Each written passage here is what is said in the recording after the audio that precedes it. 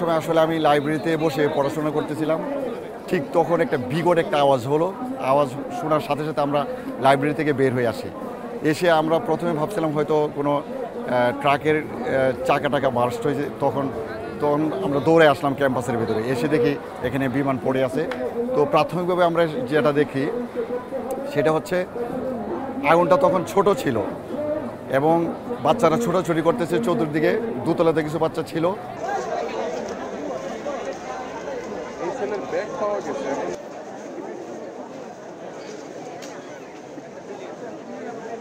আসলে আমি খুবই শোকাহত এবং স্তম্ভিত।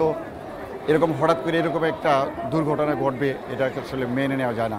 ছোট ছোট বাচ্চারা হয়তো অনেক অধীর আগ্রহে তারা ওয়েট করতেছিল তার বাবা মা এসে তাকে নিয়ে যাবে, কিন্তু এর মধ্যেই সে পৃথিবীতেই নাই সে। এবং তার যাদের গার্ডিয়ান ছিল, অনেক গার্ডিয়ানকে আমি দেখছি তারা বুক ছাপড়ে এবং মাথায় ছাপড়ে তারা কান্নাকাটি করতেছিল তার বাবুদের জন্য।